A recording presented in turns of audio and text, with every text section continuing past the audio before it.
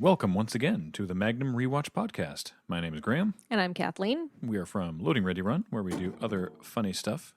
But this week, we are here to tell you about episode 10 of Magnum PI, Lest We Forget. Ooh, that sounds very cool. Yeah, this is a good one. I'm excited for this episode. I guess we should mention that we've been sort of teasing that there's going to be a title theme music change, and then when that happens, that we would talk about theme music composer Mike Post. Mm-hmm. And apparently, in the original airings, that did happen by this episode, but not on the DVD that we have. Mm-hmm. So I guess we'll delay it until it actually happens for us. Because that might not happen until the second season, though. Yeah, but if you happen to be watching along, which again, we've always said is not a requirement, you either have the DVDs or you're watching on Netflix, which is from the DVDs, so this theme will be the same theme that you're hearing, enjoying. Well, whatever. We'll keep you posted. Anyway, we have plenty to talk about this episode regardless. We start the episode at night on a conspicuously well-lit beach. Yeah, well... I mean, it's nighttime on television. It's always like that. Movie magic, made-for-TV magic. Yeah. A young couple come traipsing along. I think it's traipsing. Mm-hmm. They're definitely having some, what I would call, sexy times, and I have to say, I can get behind this couple because the noises the lady is making are more like, wah, yee, bleh. Like, these are the kind of squawks I would make if I was having cute, sexy times. I believe they call it necking, what's going on here. Yeah. They lay down on a towel and they totally make out. So hot. We learn that their names are Diane and Bobby. Sexy times are getting a little heavy, and then Diane remembers she left the stove on or something. She just completely loses interest and sits up. And Bobby's like, "What? Come on. What's going on? What's wrong?" And she's like, "Not without a condom." No, that doesn't happen. No, it's she's concerned. There's a lot of different things to be concerned about. She has to get back to the club, or Jesse will be upset. But mainly, she's worried about Bobby. And he's like, "Don't worry, I promise." Well, actually, he says, "Nothing's gonna go wrong. I won't let it." The shit's about to hit the fan. Yeah, this scene goes on too long, I think. Yeah, I mean, they're trying to establish character here. Yeah, but there's a lot of back and forth between these two characters and sort of personal concerns and what is it that she says? She says, "I have to go back to the club or Jesse will get suspicious, and you wouldn't want her to get suspicious on the night I run away to elope, would you?" And he's like, "Okay, I guess so." And so, you or you could just, never show up again. Yeah, I don't get it. That just seems way easier. I don't know. So you find out that they're very much in love and that she works somewhere. There's reference made to no one else is going to touch me again but you. And you're like, wait a minute, what kind of club is this? She is a prostitute. Yeah. She is lady of the evening. They're like, okay, fine. Well, you go back to the club. I'll meet you later. We'll get in the car and we'll take off and we'll go elope. And they go back and they get in the car. Old-looking car. Mm-hmm. Weirdly old, almost like a jalopy. Yeah, but you notice that the hairstyle is a little old-fashioned and her bathing suit's a little old-fashioned because it's like a full one piece and it comes down pretty low over the top of her thighs.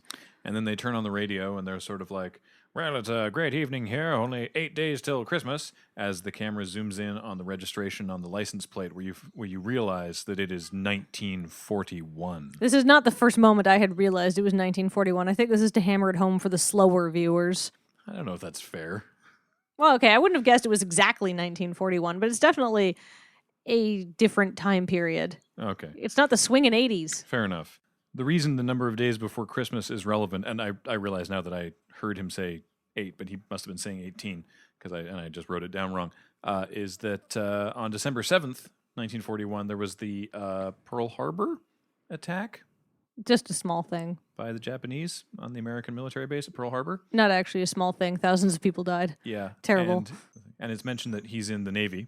But we'll find out more about that later because then it transitions to what is clearly the 1980s. Yeah, you can tell because suddenly bikini tops are in style and there's surfboards everywhere. Even though surfing had been invented in the 1940s. Surfing has a long history. It can be traced back to the Polynesians and Captain Cook and his men observing them in the 1700s. But A lot of people credit a guy named George Freeth with inventing surfing. In fact, he is credited as the father of modern surfing, and he lived between 1883 and 1919. He's half American, half Irish, but all badass. Sadly, died in the flu pandemic of 1919. That sucks. But he invented surfing. Fair enough.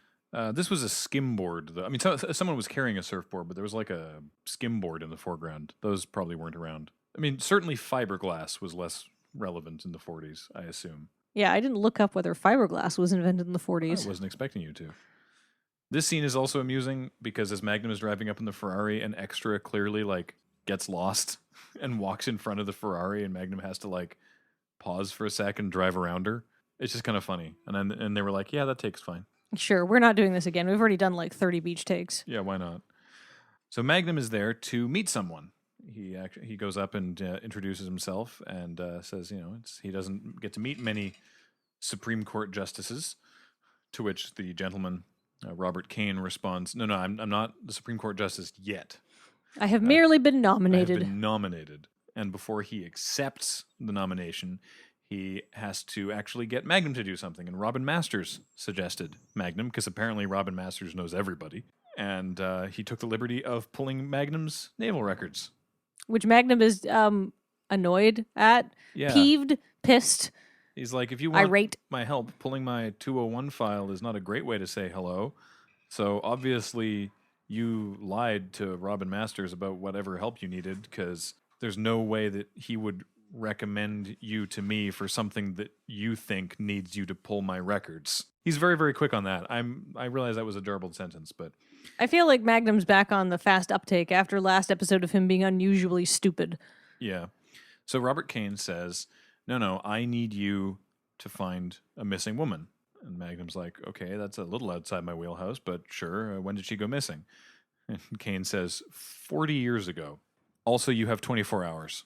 Magnum says, well, as long as it's not impossible. Yeah, he's like, what? Is this some sort of joke? Like, goodbye. And Magnum is incredulous. Let's put it that way. He asks for a little more information, and Kane says, well, she used to work on Hotel Street. And Magnum's like, oh, so she was a prostitute or what? And he's like, yeah, she was also my wife. Magnum is like, okay? Wait, what? Kane says that he received a telegram the other day saying, congratulations on the nomination, Bobby, signed Diane. And he says that's the only Diane he's ever known and the only person who calls him Bobby. And he thought that she went missing 40 years ago. And it's not about blackmail, because she would never do that. But he wants to make sure that everything is cool before he accepts this Supreme Court nomination. He's got to make sure that his record is good, because he's a judge, And suddenly this woman who he knew 40 years ago and thought was missing, out of the blue sends him a telegram now that he's been nominated for the Supreme Court. And he's like, this is really weird. Mm-hmm. And he says that, she wouldn't blackmail me. Diane would never do that. But I can't be sure, I guess. Well, he can't be sure this is Diane, right? He wants to be sure that if this is Diane trying to get a hold of him, that he can talk to her, or if it's somebody trying to take him for a ride. Makes sense. Mm-hmm. I think this is a good time to point out that during this scene, you see the opening titles come on screen, including this week's guest stars. And there's a couple last names that get repeated, because this episode does something really, really cool. Because you have Bobby and Diane in 1941, and you have Robert and Diane in 1981, played by, respectively, a mother-daughter and father-son acting team. Yeah, it's really neat. I will tell you about them right now, if you're interested. I am. And even if you're not interested, I don't know why If you're not interested, you probably shouldn't be listening to this podcast. So, Robert Kane, the senior, is played by Jose Ferrer, who, among other things, won an Academy Award as the first Puerto Rican and first Hispanic actor to win an Academy Award in 1950 for playing Cyrano de Bergerac in the movie of the same name. Oh. He had a long and full career, nominated Best Supporting for playing Charles VII in Joan of Arc, nominated Best Actor for playing Toulouse-Lautrec in Moulin Rouge, not the Baz Luhrmann Moulin Rouge, the one in 1952, nominated BAFTA Best Foreign Actor for playing Lieutenant Barney Greenwald in The Caine Mutiny. He was in Ship of Fools. He was in Voyage of the Damned. He was in Crash, again, the 1977 version, not the recent one. The recent one's from like 2004, though, so it's not that recent. Yeah, that's true, but he sadly died in 1992. So what about his son? Well, his son, Miguel Ferrer, who played the younger Bobby from 1941. And immediately triggered my, I know that actor. Yes, and you would probably remember him, knowing you. Yes. You would probably remember him from one of two places. Okay. FBI forensic pathologist Albert Rosenfeld in Twin Peaks. Oh, yeah.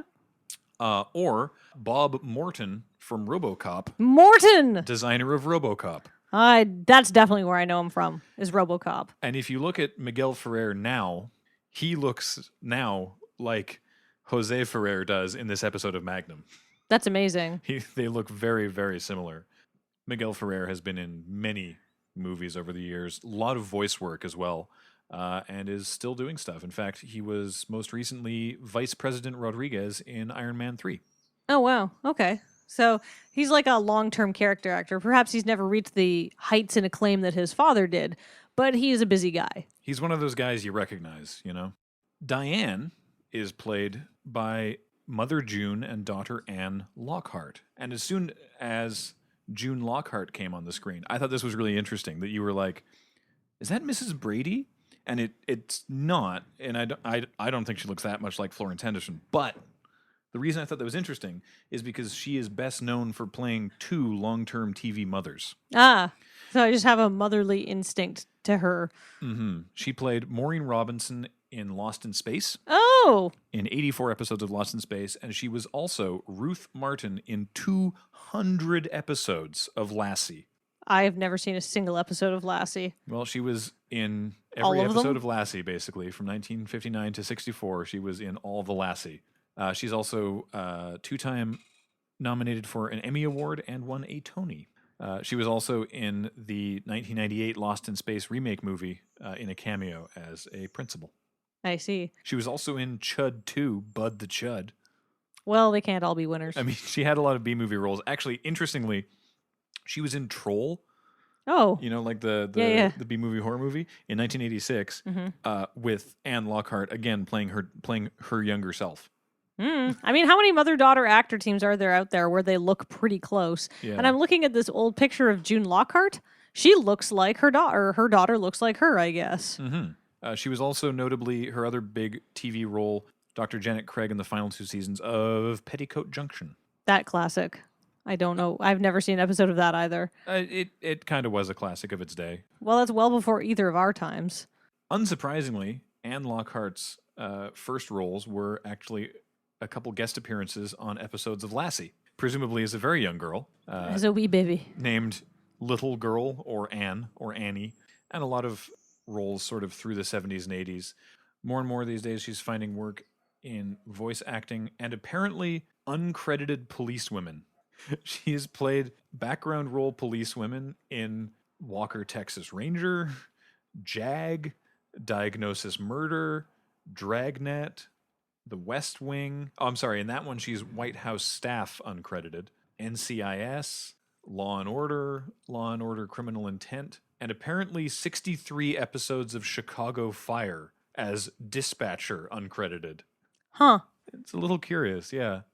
What kind of voice work has she done? Unfortunately, it's generally stuff of similar note. Like, she's been in stuff like Bolt and Tangled and some anime dubs, but largely as additional voices. There you go. The father-son, mother-daughter teams that make the sort of temporal flashbacks in this episode so believable. So Magnum decides he'll take the case to get us back on track. He decides he'll take the case. So he has a picture of Diane in the 40s and takes it over to the Kamehameha Club to do some thinking. He's only got 24 hours to find this woman, so obviously it's time for a beer. Well, he wants to talk to Rick too. But right now he's sitting around killing time drinking a beer. Moki, the bartender, takes a look at the picture and says that is a fine-looking wahine. I don't know what wahine means. I'm assuming white lady. It's just a sort of colloquial Hawaiian word for woman. Oh. Rick shows up. He shows Rick the picture, says, have you seen this girl? She used to work on Hotel Street. And he says, she doesn't look familiar. What club? And he says the name of the club. And Rick's like, I haven't even heard of that thing. He's like, well, you know, it was in the 40s. And Rick gives him his withering look. But he did know something, because we then cut to a scene where Magnum's going to look for information Yeah. from a lead that Rick gave him. It's a guy who used to work at those clubs back in the 1940s, but now he's old. But he's not too old to go swimming for 10 miles, much to the consternation of his granddaughter, Who was wearing some high-waisted shorts. as was tradition Yeah. of the 1980s.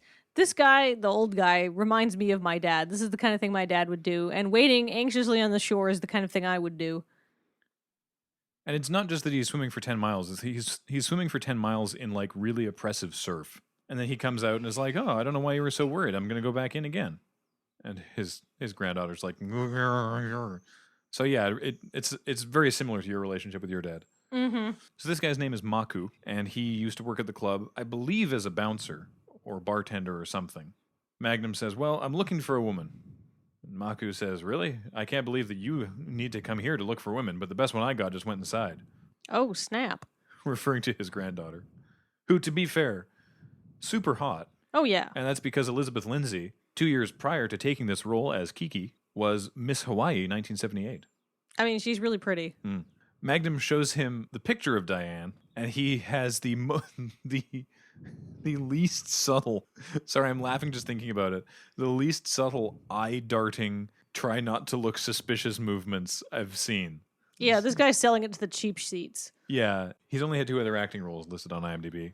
Boat owner, and he was Hawaiian Man in one episode of Baywatch.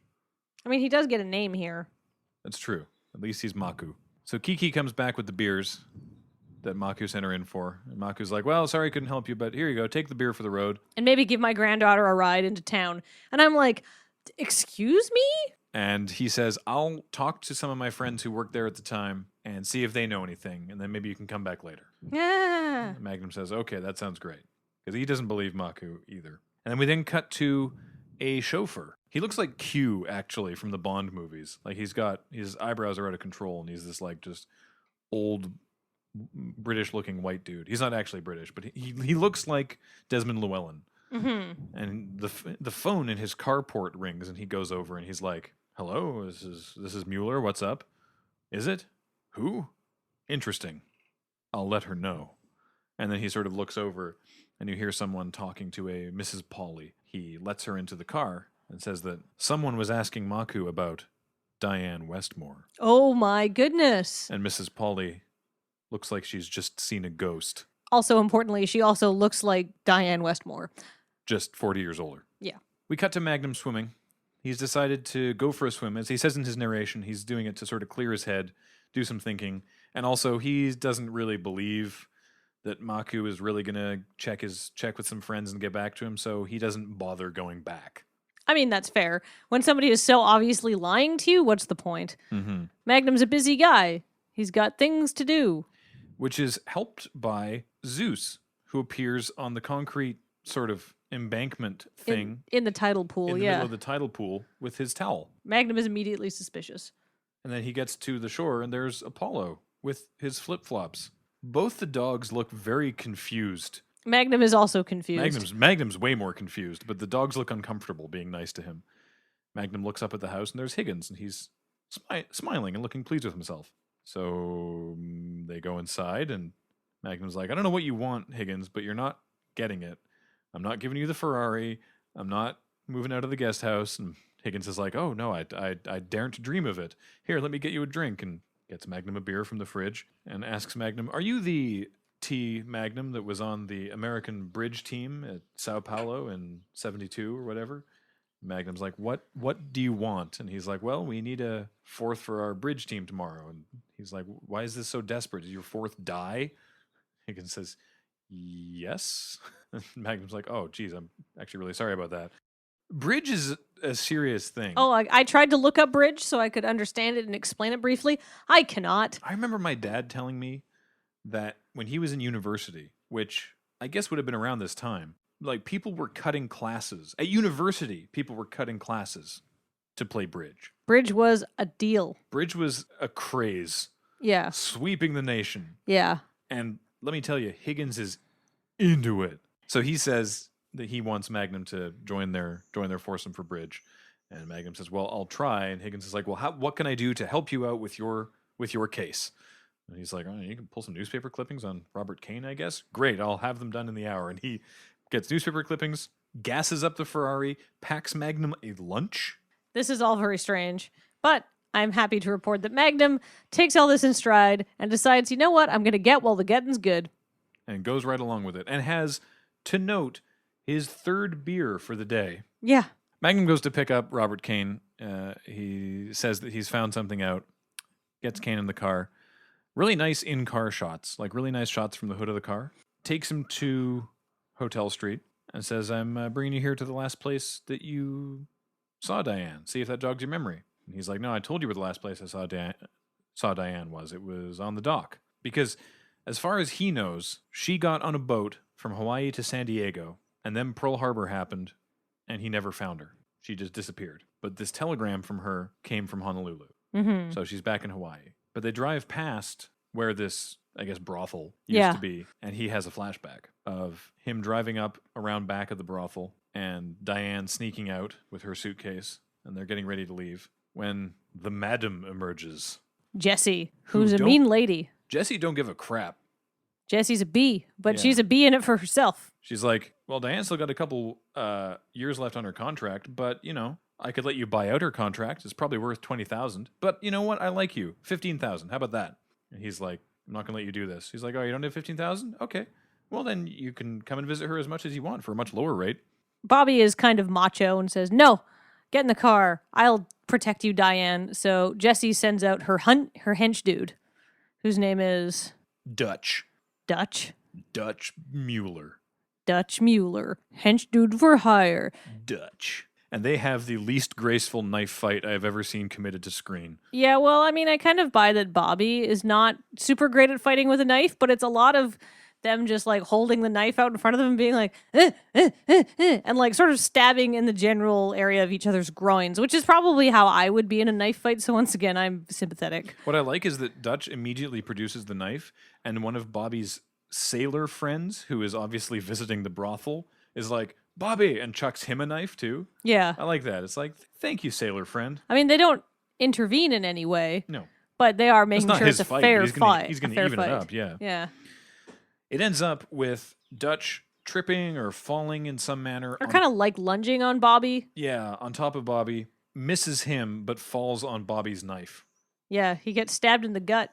Jessie comes down, checks on Dutch, is horrified to discover that he is dead, as if she's personally offended. You killed him. And it's like, yeah, that's what happens when you have a knife fight. Yeah, sometimes people die. So anyhow, they peace out, and that's the end of the flashback. And so you're like, wow, this guy is super lying to Magnum. Oh, that's why he wants to know if Diane's still alive, because of course Diane would know that he killed someone. Yeah. I mean, that doesn't look good on your record. No. Of course, he doesn't tell this to Magnum. No, that would be helpful. Magnum does some more thinking back at the King Kamehameha Club. I feel it's just that the screenwriters wanted him to go somewhere, but they didn't want him to be at the Robert Masters estate again. And at least the King Kamehameha Club, you have something interesting to shoot. Well, also, we get this nice little character interaction with Rick being like, oh, crap, Higgins is coming. Put the beer away. You know, if he sees you in here, you know, he'll do the whole thing again. And Magnum's like, no, he won't. It's fine. And Rick's like, are you joking me? I bet you $50. And he pulls it out and slams it on the bar. He's like, $50, he's going to come in here and be like, I don't care if Robin Masters, blah, blah, blah, blah, blah, but you're, you know, out of here, whatever. $50 right now. And Magnum just stares dead at the camera for like 3 solid seconds. And with just this look of like, do I do this? Yeah, I do this. Yeah, and he says, no, he won't. And Rick's like, are you nuts? So Higgins walks up and says, good afternoon, Magnum. How's the case going? Can I be of any more assistance? And Rick and Moki are horrified. Dumbfounded. Baffled. Very confused. And they exchange pleasantries and, no, great. All right, well, I'll be on my way. Be sure to put Magnum's beer on my tab. To which Moki says, I always do. And Higgins bristles a little bit there. Yeah, there's a brief flash of anger, but then he just goes on his way. Yeah. And Rick looks like he's seen a ghost. He's like, what is going on? Magnum gets up to leave, and Rick has no recourse but to lash out at Moki and just go, get that guy over there a drink. Yeah. Last week, I complained about the terrible subplot, sort of the B plot involving Magnum and Higgins. This is a fantastic B plot involving Magnum and Higgins because they are both acting realistically as they would normally do in these situations. I mean, I guess it's a little ridiculous that Higgins is that motivated, but you just get the idea that he takes it very seriously and he thinks Magnum is a bridge pro. So, but anyhow, it's funny. It's realistic. It's well scripted. Can I interrupt you again, Graham? Rick did have additional information for Magnum, which is the pianist from this nightclub / brothel, goes by the name of Tickler, is still around and operating in a hotel lobby and sends Magnum over there. Who should be playing Tickler? But you want to talk about working character actors. Scatman Crothers. I will give you a brief rundown of Scatman Crothers, but I want to recommend that you go and look for a YouTube series called No Small Parts by Brandon Hardesty. It's a series that he's recently launched a Patreon for, actually, and it's for sort of little mini biographies of, working character actors. He's done one on Anne Ramsey and Warwick Davis, and the most recent episode is on Scatman Crothers, and it's a really, really interesting episode. It's about 25 minutes long, and it sort of chronicles his whole career, which started in terms of stage and screen in the 1950s when one of his first movie roles, there was still a guy in blackface in that movie. And I think most people, again, and I do recommend that you go watch this episode of No Small Parts because Scatman Crothers had a fascinating career, but most people know him in The Shining, where he plays the chef. Anyhow, it's ironic that that Scatman Crothers is in this episode. I think this is the correct definition of irony. I can never be sure. I don't think so. I think it's coincidence. Yeah, it's okay. It's a coincidence. It is an interesting coincidence because we watched this episode of No Small Parts on Saturday. Graham, realizing this guy had had an extremely long career in all sorts of movies and TV roles, looked him up on IMDb, realized he'd been in an episode of Magnum, and I said, I can't wait to get to that episode. We fired the episode up on Sunday night, and it was the Scatman Crothers episode. Yeah, that was just amazing coincidence. Because in No Small Parts, he lists off, a bunch of sort of one-off TV roles that Scatman Crothers had done over the years. And I was like, these are all sort of in the same... I bet he's been in an episode of Magnum. And I looked it up and I was like, yes, he totally has. Sweet. And it was literally the next episode on our list. It was just kind of funny. Isn't it ironic? In the Alanis Morissette sense. Only in that sense specifically. I'm covering. Tickler, the character, tells Magnum that he remembers Diane and remembers when she died. And Magnum's like, oh, when well, she died? Thank you. Oh, weird. Something to do with Pearl Harbor, I think. No, she died in a car accident like a couple years later. So that's too bad. And so Magnum leaves. But then immediately behind Magnum, in the same bar, listening to Tickler, is Miss Polly, who looks at Scatman, looks at his tip jar, gives him a very knowing glance, and puts a much larger bill in there than Magnum did. And Scatman, or Tickler, I guess, says to her, "You don't need to do that, Miss Polly. You've done enough over the years." So obviously, she's sort of taking care of people like Tickler and Maku, who used to work at the club, who presumably took care of her in less monetary ways when she was younger. I assume protecting her probably from bad clients and the wrath of Jesse. Yeah. It's notable that Scatman is playing the piano through this whole scene. Yeah, and I feel like he's actually doing it too. Yeah. He's a very accomplished musician. Watch No Small Parts. You'll learn all about him. Mm-hmm. Magnum leaves and is being tailed. And he doesn't notice that he's being tailed because he's baffled as to how a dead woman who went missing 40 years ago sent a telegram to Judge Kane. And also because he's giving Kiki a ride. That's the other reason. He's extremely focused on Kiki. Yeah, that's the other reason he's distracted. I will say again, this is a very pretty lady. But there's this big-ass black sedan following them around that at one point drives up beside them and starts shooting at them. Driving them off the road. Cut to after dark, and TC shows up to pull them out of the ditch. Because Magnum's like, I can't get the car in reverse. I think there's something wrong with the clutch or something like that. And TC's like, all right, fine. And he's looking under the car, and Magnum's like, I'm so happy to have such good friends like you, TC, who won't lie to me. And TC says, what? And say things like, you got a busted transmission? Yeah, exactly. Because they see a Ferrari owner and they think you're made of money. And TC's like, no, you have a busted transmission. Higgins is going to murder you. And Magnum's like, no, he won't. I like the response to that specifically is Magnum says they see a Ferrari owner and think you're made of money. And TC says, oh, so you call me because I know you're not? Yeah, I forgot about that. But so, yeah, there's been a problem. The Ferrari's transmission is busted. However, Kiki's been looking at that picture of Diane and says, I think I do recognize her. Because Magnum was like, well, that was 40 years ago, so imagine her as an older woman now. And Kiki's like, I think I have seen a woman who basically looks like this girl's mother, so it must be her now. So let me tell you. And you cut to this big house where we see the Miss Polly, who we know is Diane at this point, hanging out. And she has a maid who I'm guessing is Kiki's mom. Because they look very similar. And I'm pretty sure that's how Kiki, because it's never actually explained how Kiki knows who Diane is, but it makes sense if her mother works with this lady, right? So her maid comes in and says there's a man at the door who says he's a friend of the governor's to see you. Miss Polly, Diane, is like, okay, well, let him in. And as she's waiting, she walks over to the mantelpiece where there's a picture of what is presumed to be the now deceased former governor of Hawaii, a Mr. Polly, who Diane was married to, and she sort of says something to him. Yeah, I can't keep track of all your friends, but I'll keep entertaining them if you... So, why not? And you're like, oh, okay. So that's why she has the big-ass house, because she was married to the governor. All right, this all makes sense. Magnum walks in. She recognizes him from the thing and is like, okay, you know who I am. You know my past. What do you want? And if it better be less than $50, because for more than that, I just don't care anymore if people want to know about my past. My husband's dead. My husband's dead. His political career wouldn't be threatened by it anymore. I'm just done pretending that my past never happened. And he's like, I don't want to blackmail you. Bobby hired me to find you. And she's like, Bobby died in the Pearl Harbor attack. And Magnum's like, what is going on? Because Bobby thinks Diane is missing, and Diane thinks Bobby is dead. And what is even? At this point, this is when my theories for what was going on in the episode went completely out the tubes, because what I had thought had happened is this seems like a very wealthy lady with a lot of connections. So I thought what had happened is she had gone back and eventually become like the brothel owner and taken over for Jesse, and this is why she has all this money and a chauffeur and stuff like that.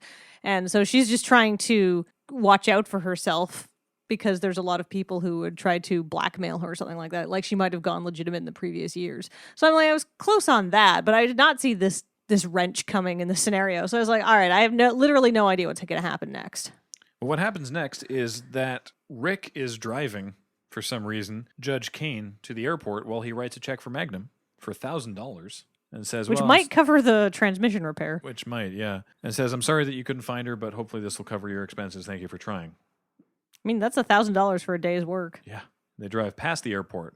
And Kane's like, wait, where are we going? Magnum says, well, Diane's not at the airport. And Kane's like, what? And we go to the memorial site for the USS Arizona. Which was, of course, one of the ships that was blown to oblivion in the Pearl Harbor attacks. And I think the reason why Magnum is lying to Kane at this point, because he's very, very distrustful of Kane and who he is, because he knows Kane has been withholding information from him, right? Yeah, he outright confronted him at one point, and Kane's like, "Look, I've told you everything that you need to know to fix this, to figure this out." Like he knows Kane is hiding something, and he knows that Diane doesn't know everything either, and so he's like, "This is weird. There's something weird going on." Yeah.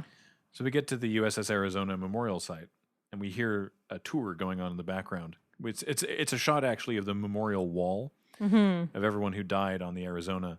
And we hear a tour guide talking about how there's still bodies that were unable to be recovered in the hull of the Arizona, which is now sank below the memorial site, and the Navy considers these men to be buried at sea. And so you're sort of like, okay, so it's feasible that they wouldn't have recovered a body.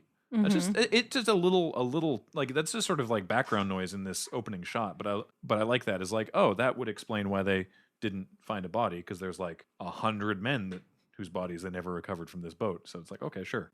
We see Magnum and Kane looking at the model of the Arizona, and they talk a bit about Pearl Harbor, and then we get a flashback of the Pearl Harbor bombing attacks. Which is not necessarily a flashback from Magnum. It's some movie footage. It is. From basically the definitive movie on the subject, the classic Tora, Tora, Tora. Oh, perfect. From 1970. I mean, if you're going to get movies from if you're going to get movie footage from any movie about Pearl Harbor, why not Tora, Tora, Tora? However, why do they squish it? Because obviously... Why wouldn't you pan and scan? Okay, so here's the deal. obviously old TV is 4:3. If you're watching Magnum on Netflix or a DVD, you'll see that there is like the big black bars at the side of your TV, because TVs nowadays are not square, but they used to be square. But movies, however, have always been shot in like 5:2 or whatever the ratio is. 16:9, 9:6. There's a bunch of different. Movies have always been widescreen. Yeah, just say widescreen. There's a bunch of different aspect ratios. All right. So anyhow, so typically in the old days when they would put a movie on TV, they would use a technique called pan and scan, because you couldn't fit the whole frame of the movie in the little square box of the TV. So they'd pan it back and forth depending what was on the screen and who was talking and stuff like that. And it's not a good solution, but it's a better solution than what they did in this episode of Magnum, which is just squish it to 4:3. So everything is weirdly stubby. Yeah, the planes look really short. And it looks awful. The mushroom cloud explosions are like oblong. It's very strange. Oh no, it's the worst. Yeah, great footage, but yeah. Don't let this sully your opinion of Tora.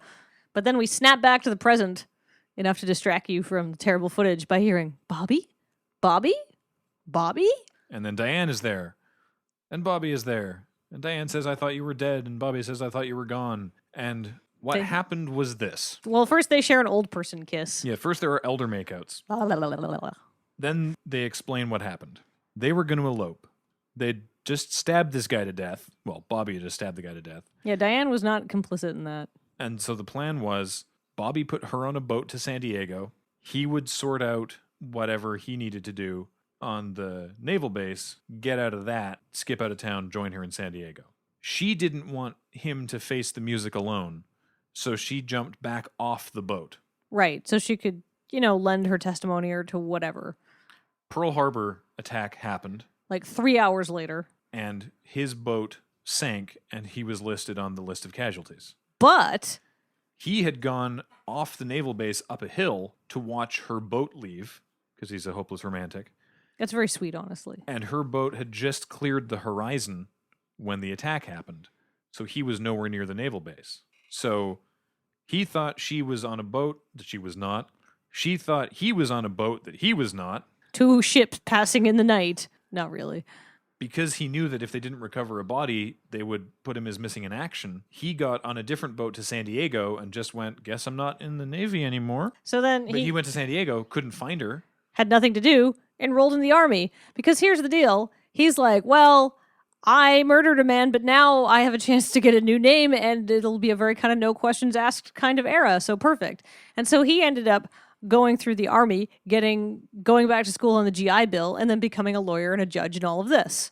And then she, in Hawaii, knew that he was dead, and so went back to her life at the club, and then eventually married the governor and took care, used her position and wealth as governor to take care of her old friends from the club. And so Magnum is like, well, then who sent this telegram? And shows Diane the telegram, and she's like, I didn't send this. I didn't even know he was alive. I mean, and that's fair. And then Bobby says, and interestingly, I just got another telegram today asking me to leave $50,000 at a phone booth. And Magnum's like, why didn't you tell me about that? And Kane's like, well, you couldn't find her, so I didn't think it mattered. I wasn't going to pay this. I'm just going to go back to Washington and decline the nomination and, just move on with my shameful life. And Magnum's like, well, who else knew about this? I mean, it was like you and Jessie, and she's presumably dead. And like, who else knew? And, that you killed that guy. And Diane's like, oh, Dutch didn't die. I mean, and you know what? That's what I said when we were watching the flashback the first time. I'm like, that guy got stabbed like a couple inches to the right of the belly button. That's not a fatal stabbing point. That's not a knife to the heart point. That's a knife to the gut point. But you're like, wait, Dutch didn't die. That's the whole thing Kane was worried about. Yeah, so he didn't need to change his name and run away at all. Irony. Is that irony? Is that ironic? Probably not. Alanis Morissette. We'll let the forum argue about it. It's impossible to use the word irony online without people taking issue with your usage of it. I don't even know the true usage anymore. Anyhow. Apparently Dutch had come to Diane years ago and was broke and wanted help, and she was like, well, I guess, we did almost kill you, so we kind of owe you that. He's her chauffeur now. The pieces fall together. The guy driving the big comical black sedan that almost drove Magnum off the road and shot at him. Because here's the deal. Here's what happened. Dutch is obviously the guy who blackmailed Bobby. He figured that Bobby would be ashamed of his previous life, the fact that he married a prostitute and that he almost killed a guy, right? and that would put his Supreme Court nomination in jeopardy. But when he realizes that Bobby has hired Magnum to track down Diane, the whole ruse is at risk of coming apart, because if Magnum finds Diane, Diane will say, I don't know what's going on, and obviously everything will seem fine because they will reconcile, and then he doesn't get his $50,000. It's a house of cards. Even Magnum says, this is like a Robin Masters novel. Yeah. It's the second time in the episode that he's actually equated these events to specifically a bad Robin Masters novel. I feel that perhaps Magnum does not hold Robin Masters novels in the same high esteem many other people do. I think you're right. They take the little tour shuttle back from the Arizona Memorial, and Magnum is really worried because Rick is hanging out with the chauffeur, and he doesn't want Rick to get bored and start talking, which of course Rick does. And then Magnum jumps off the boat and starts running towards the... Yeah, he like climbs out on like the prow? Yeah. I don't think they let you do that nowadays. Leaps off onto the dock, tears off towards the parking lot. So Dutch piles in the car and peels out of the parking lot, and then Magnum and Rick jump in their big black sedan and chase him down the road, where he decides to try and evade them by driving directly through the barricade and onto Pearl Harbor Naval Base. Which is a poor choice. Yeah, if you're going to try and run away from someone, driving onto a military base, it seems like a bad idea. I feel like better choices have been made in the history of car chases. The history of man. And so the military police shut this down pretty quick. Yeah, there's a brief car chase between one big black sedan being driven by Dutch, one big black sedan being driven by Magnum and Rick, and then a little Jeep with some MPs in it that ends, of course, with everything stopping. Yeah, Magnum and Rick are not super concerned. They're like, what are they going to do? Make us re-up? Meh. Right, because of course they're all ex-Navy people. So everything's good. And then we cut to the Robin's Nest, where Higgins is shuffling up the cards for bridge and nervously saying, I'm sure he'll be here any moment. And indeed he is. Magnum eventually does make it to the bridge game, where his fellow players, of course, are Higgins and Mrs. Blackwood, and he's sorry to hear about her husband, and Mrs. Polly, who Higgins is astonished to discover Magnum knows. And Magnum says, where's Mr. Kane? And she says, oh, well, he's gone back to Washington to decline the nomination so he can come back to Honolulu and live with me. Yay! So it all works out fine. Love flourishes after all of these years. Everything is fine and nothing goes wrong. Well, except... Nothing goes wrong. Well, except... Nothing goes wrong. So way back at the beginning of the episode when Higgins says, are you the Team Magnum from the American bridge team of 1972? Magnum doesn't say yes or no. He says, what do you want? As Higgins is starting to shuffle up the cards, looking very happy.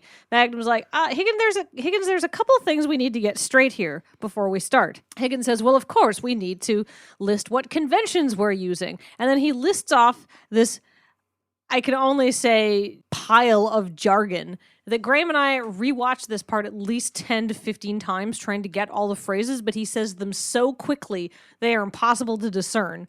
But here's what we're able to make out. Kennedy B, single Swiss, Jacoby transfer, Michaels Cubid, Gerber Blackwood, August response for 2, and Dobby. There are other phrases in there, and I don't know what they are, but some of those are real bridge terms. They're all bridge conventions, which is apparently... It has to do with like the bidding and stuff. It's their strategies or move sets or... I don't know. Bridge is a very complicated I really game. tried to look up bridge to summarize it for this episode, but it's so complicated. Jacoby transfer, I think, is my favorite of the names that he uses. Yeah, I mean, Cubid is pretty good. Yeah, so Magnum's like, yeah, I never said I was on the team. And Higgins is mad. Higgins just starts standing up in anger, and then it cuts to the credits. Yeah, Higgins is furious. Mrs. Polly, for her part, is laughing a lot. This was a super fun episode. This is a great episode. I really enjoyed it. I totally didn't see how it was going to come together. And it's one of those things that there's not like a twist, but when you sort of finally see how everything falls together, this like, I thought you were dead, you thought I was missing, that whole thing, I thought that was really cool. Mm-hmm. And the flashbacks with the actors and their acting children was a really cool technique. I mean, it's good that a really good episode came after the really bad episode of last week. This is never again. It's probably the best episode we've watched this season. But I'd say this is a solid second place. What's the rating for this on the Magnum Mania website? This is rated an 8.8. Well, I don't know about an 8.8, but... I am super looking forward to the next episode, though. What's that? The Curse of the King Kamehameha Club. Oh, that sounds cheesy. I mean, yeah, probably. Probably. Yeah, we'll see. Thank you so much for listening. And our ability to continue to bring you this podcast is brought to you by you, the listeners, who support our work on patreon.com/loadingreadyrun. Not just this podcast, but all the other podcasts and video content and live streaming that we do. We produce a lot of stuff because we like to entertain you. And we really appreciate your ongoing support. And we like Magnum. Yeah, it's a good show. And if It you like is. this podcast, you can subscribe on iTunes. You can comment on it on our forums. And if you really like this podcast, you can do us a favor and leave us a review on iTunes. Yeah. That'll help us out a lot. We'll get other people to see it. There's a couple reviews that have come in already, and we thank you so much for your support. To quote YouTubers, please remember to like, rate, and subscribe. When you say it that way. I know, right? Yeah. Yeah.